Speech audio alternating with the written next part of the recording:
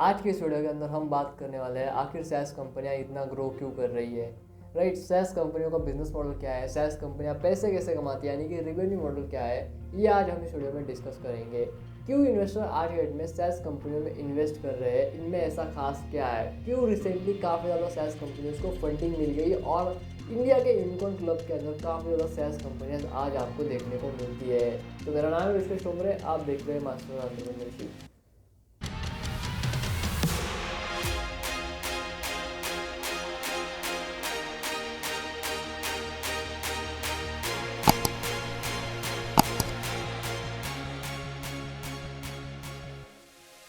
सबसे पहले हम ये जानेंगे कि आखिर सैस होता क्या है। सैस का मतलब बड़ा सिंपल होता है, सॉफ्टवेयर एज अ सर्विस। यानी कि यहाँ पे होता ये है कि सॉफ्टवेयर कंपनियाँ क्या करती है, जो भी सॉफ्टवेयर वगैरह बनाती है ना, वो डायरेक्ट क्लाउड के ऊपर बनाती है, यानी कि उसे क्लाउड के ऊपर होस्ट करती है। जिसकी वजह से होता ये है कि यूज़र जो है वो डायरेक्टली उन सॉफ्टवेयर को इंटरनेट की वजह से एक्सेस कर सकता है। जिसकी वजह से होता ये है कि अल्टीमेटली जो मेंटेनेंस कॉस्ट होती है, सर्विस वगैरह जो कॉस्ट वगैरह होती है ना, इंस्टॉलेशन कॉस्ट वगैरह होती है, ये अल्टीमेटली कट हो जाती है। जिसकी वजह से कंपनियों को काफ़ी ज़्यादा फायदा होता है। इसे कहते हैं SaaS, right, in simple words. यानी कि जो सॉफ्टवेयर थर्ड पार्टी होस्टिंग्स के ऊपर डिपेंड होते हैं और डायरेक्टली कस्टमर को सर्व किए जाते हैं विदाउट एनी टेक्निकलिटी और without any strong hard disk, strong RAM वगैरह वगैरह, ये चीज़ें बिल्कुल भी नहीं चाहिए सैस के लिए। आप बड़े आसानी से एक सिंगल कंप्यूटर और इंटरनेट कनेक्शन के साथ सैस सॉफ्टवेयर को एक्सेस कर सकते हो। ये उसे खास बनाता है। ये जानेंगे कि आखिर सैस कंपनियां क्यों ग्रो कर रही है, उनके पीछे का रीज़न क्या है, क्यों इन्वेस्टर इनको पैसे दे रहे हैं। सबसे पहला रीज़न ये है कि इसके अंदर आपको जो कॉस्ट ऑफ मेंटेनेंस होता है ना, वो काफ़ी ज़्यादा कम होता है। यहाँ पे आपको डेवलपर को, आपको आपकी सॉफ्टवेयर टीम को जो है वो बिजनेस के अंदर नहीं भेजना पड़ता, यानी कि ऑन ग्राउंड बिजनेस के अंदर आपके क्लाइंट्स के पास नहीं भेजना पड़ता सॉफ्टवेयर को फेलियर प्रॉब्लम्स को सॉर्ट आउट करने के लिए, सॉफ्टवेयर के मेंटेनेंस के लिए, सॉफ्टवेयर के बग फाइंड आउट करने लगे, सॉफ्टवेयर सर्विसेज के लिए आपको जो है वो ग्राउंड पे अपना आदमी नहीं भेजना पड़ता। आप डायरेक्टली सॉफ्टवेयर के जो भी बग्स वगैरह जो है वो फिक्स कर दो, बाद में उस सॉफ्टवेयर को अपडेट कर दो होस्टिंग के ऊपर और आपका काम जो है वो डन हो जाएगा। ये सबसे मेन रीज़न है सॉफ्टवेयर के software as a service business के ग्रोथ के लिए। उसके बाद में अगर हम बात करेंगे, इनका सेकेंड रीज़न ये है कि इस यहाँ पे जो रिस्क फैसिलिटी है वो काफ़ी ज़्यादा कम हो गई है। लो रिस्क आता है सॉफ्टवेयर एज अ सर्विस के अंदर। यहाँ पे आपका सर्वर क्रैश होने के चांसेस बहुत ज़्यादा कम होते हैं। यहाँ पे आपकी जो हार्ड ड्राइव वगैरह होते हैं, यानी कि जो कस्टमर के पास अगर कस्टमर का कंप्यूटर भी क्रैश हो जाता है ना, तब भी जो डेटा है वो ऑनलाइन सर्वर के ऊपर स्टोर होता है। पहले ये चीज़ नहीं हुआ करती थी। पहले क्या हुआ करता था, जो सॉफ्टवेयर जो है वो नॉर्मल कंप्यूटर के ऊपर इस्तेमाल किया जाता था। जब वो नॉर्मल कंप्यूटर के ऊपर इस्तेमाल किया जाता था, तब अगर बिजनेस क्रैश वगैरह हो जाता, सॉफ्टवेयर क्रैश वगैरह हो जाता था, तो अल्टीमेटली पूरा का पूरा डेटा जो है वो वॉश हो जाता था, पूरा पूरा डेटा डिलीट हो जाता था। तो काफ़ी ज़्यादा प्रॉब्लम आती थी कस्टमर्स के लिए, यानी कि किन के लिए, जो कंपनीज अपने कस्टमर के लिए सॉफ्टवेयर बना रही है, यानी कि बिजनेस सॉफ्टवेयर, जैसे CRM होता है, ERP होता है, EPM होता है, राइट। ये जो सॉफ्टवेयर होते हैं ना, ये काफ़ी ज़्यादा ज़रूरी होते हैं किसी भी बिजनेस के लिए।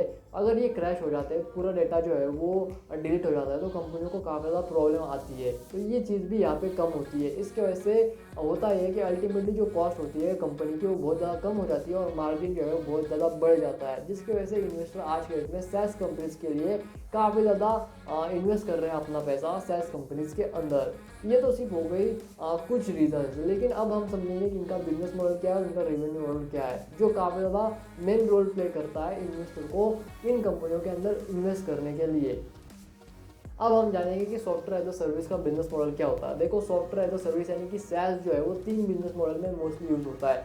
सबसे पहले वो यूज़ होता है पे एज यू यूज़, कि आपको उतना ही पैसा पे करना है जितने का आप डेटा यूज़ करते हो, जितना GB आप स्टोरेज यूज़ करते हो। ये एक तरीका होता है सैस के अंदर। दूसरा तरीका होता है सब्सक्रिप्शन मॉडल। आप जो है वो सब्सक्रिप्शन मॉडल क्रिएट कर सकते हो मंथली, क्वार्टरली, ईयरली, जिसकी वजह से बिजनेस जो है वो बड़े आराम से आपके सॉफ्टवेयर को ले पाते हैं। तीसरा जो होता है वो होता है भैया कॉन्ट्रैक्ट लाइसेंसिंग, यानी कि होता ये है कि आप अपने सॉफ्टवेयर की लाइसेंसिंग देते हो या फिर आप उसे वाइट लेबल करवा देते हो, जिसके अंदर आप जो है वो कंपनी के नाम पे ऊपर आप पूरा सॉफ्टवेयर देते हो, आपका नाम जो है हटा देते हो, आपका नाम एज अ पावर्ड बाय वगैरह आप रख देते हो और पूरी की पूरी एप्लीकेशन जो है कंपनी की तैयार हो जाती है। यानी कि एक ही सॉफ्टवेयर होता है, बस अलग अलग कंपनियों का नाम होता है, जिसके लिए आप जो है वो ज़्यादा चार्ज कर सकते हो। लेकिन सबसे ज़्यादा किसी बिजनेस मॉडल को इस्तेमाल किया जाता है सैस के अंदर, तो वो सब्सक्रिप्शन बेस्ड बिजनेस मॉडल को इस्तेमाल किया जाता है, क्योंकि वो ज़्यादा इफेक्टिव होता है। अब ज़्यादा इफेक्टिव क्यों होता है मैं आपको समझाता हूँ एक रीज़न से। देखो पहले क्या होता था, अगर मैं एक मान लेते मेरी की रेस्टोरेंट में मुझे पॉइंट ऑफ सेल चाहिए, तो मैं पॉइंट ऑफ सेल के लिए अगर मैं जाता था पहले, तो होता ये था कि मुझे जो पैसा जो है ना वो बहुत ज़्यादा देना पड़ता था। एक एक दो दो लाख रुपए जो है मुझे सॉफ्टवेयर के लिए देने पड़ते थे। उसके बाद में उसका मेंटेनेंस के लिए कॉस्ट अलग हुआ करती थी, उसकी सर्विस की कॉस्ट अलग होती है, उसकी इंस्टॉलेशन की कॉस्ट अलग होती है, प्लस उसका जो डेटा है वो सीपीयू में स्टोर होता है। अगर सीपीयू क्रैश हो जाए तो पूरा का पूरा डेटा बर्बाद हो जाता है। ये सारी प्रॉब्लम जो है ना पहले आया करती थी, प्लस कॉस्ट भी बहुत ज़्यादा हुआ करती थी। अब क्या है, ये जो प्रॉब्लम हो गई होती है मेंटेनेंस की, इंस्टॉलेशन की, ये सारी चीज़ें जो है वो आज के डेट में हट चुकी है। अब क्या बचता है, अब सिर्फ बचता है पैसा। अभी यहाँ पे जो कस्टमर है ना उनको एक एक दो दो लाख रुपए पे नहीं करने पड़ते, वो बड़े आराम से मंथली 200-300 रुपए जो है वो पे करके किसी भी CRM कंपनी से अपना सॉफ्टवेयर जो है वो खरीद लेते हैं। इसकी वजह से SaaS कंपनीज के अंदर काफ़ी ज़्यादा ग्रोथ देखने को मिली, और कंपनीज के अंदर ग्रोथ देखने को मिली तब अल्टीमेटली इन्वेस्टर्स ने पैसा भी लगाना स्टार्ट किया, जिसकी वजह से आप देखते हो इंडिया के अंदर भी SaaS कंपनियाँ काफ़ी तेज़ी से ग्रो कर रही है। ये उसका मेन रीज़न है। अब हम ये जानेंगे कि रिवेन्यू मॉडल क्या है। देखो मोस्टली जो है वो रिवेन्यू मॉडल सब्सक्रिप्शन से ही आता है, यानी कि मंथली पैसा या फिर ईयरली कॉन्ट्रैक्ट वगैरह यहाँ से ही आता है। उसके बाद में जो स्ट्रीम्स होती है ना वो 3 स्ट्रीम्स होती है। 3 स्ट्रीम्स के अंदर कैश फ्लो को डिवाइड किया जाता है।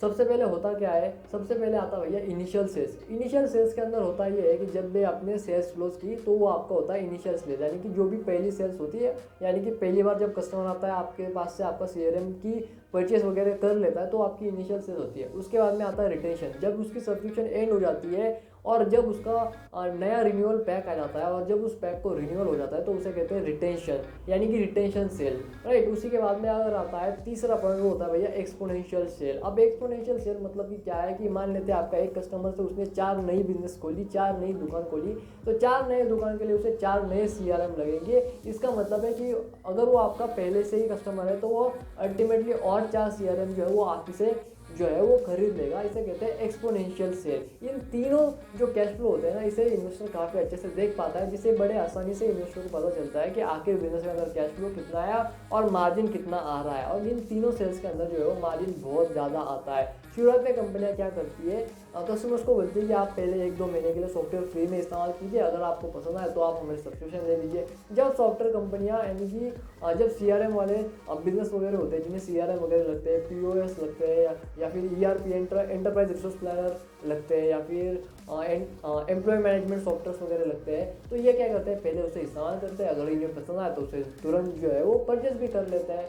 जब ये इसे इस्तेमाल करते हैं तो ये थोड़ी बहुत इनको 1 महीने के अंदर हैबिट बन जाती है और बाद में सोचते हैं कि यार ये तो अच्छा सॉफ्टवेयर, इसे ले लेते हैं, तो वो उसे तुरंत परचेज भी कर लेते हैं। तो ये काफ़ी ज़्यादा आसान तरीका होता है सॉफ्टवेयर को एक्वायर करने का, यानी कि कस्टमर को एक्वायर करने का, जिसकी वजह से जो इन्वेस्टर होता है ना उसे काफ़ी अच्छे से पता चलता है कि कैश फ्लो आखिर काम कैसे कर रहा है। और मोस्टली वो 3 चीज़ों को देखता है। सबसे पहले वो इनिशियल सेल्स को देखता है कि इनिशियल सेल कैसी है, उसके बाद में वो रिटेंशन सेल को देखता है, उसके बाद में वो एक्सपेंशन सेल को देखता है। जब वो इन तीनों चीज़ों को देखता है ना तो उसे अंदाज़ा मिल जाता है कि कंपनी का कैश फ्लो कैसा है। और मार्जिन अल्टीमेटली हाई होता है क्योंकि मेंटेनेंस कॉस्ट काफ़ी ज़्यादा कम हो जाती है, क्योंकि जो सॉफ्टवेयर है ना वो थर्ड पार्टी सर्विस प्रोवाइडर के ऊपर होस्ट किया जाता है, जैसे फायरबेस होता है, AWS होता है, राइट। ये कौन है, ये होस्टिंग है, ये होस्ट प्रोवाइड करते हैं अपने एप्लीकेशंस के लिए, क्लाउड कंप्यूटिंग सर्विसेज के लिए, सॉफ्टवेयर्स के लिए, राइट। तो अल्टीमेटली बाकी जितनी भी मेंटेनेंस की कॉस्ट वगैरह आती है ना ये इन्हीं कंपनियों का आती है। उसके बदले में ये कंपनियों को चार्ज करते हैं डेटा के हिसाब से, कितना GB आप यूज़ कर रहे हो, या फिर मंथली हिसाब से, कॉन्ट्रेक्चुअल हिसाब से। और यही सेम चीज़ जो है वो सॉफ्टवेयर कंपनियाँ अपने कस्टमर्स को, यानी कि B2B यानी कि B2B वाले कस्टमर्स होते हैं, B2C वाले कस्टमर्स होते हैं, इनको टैग करती है, राइट। अगर आपको ये वीडियो पसंद आए तो इसे जरूर लाइक कीजिए, चैनल को सब्सक्राइब कीजिए, इसे अपने दोस्तों को शेयर कीजिए। मैं मिलता हूँ आपसे नेक्स्ट वीडियो में, तब तक के लिए जय हिंद, वंदे मातरम।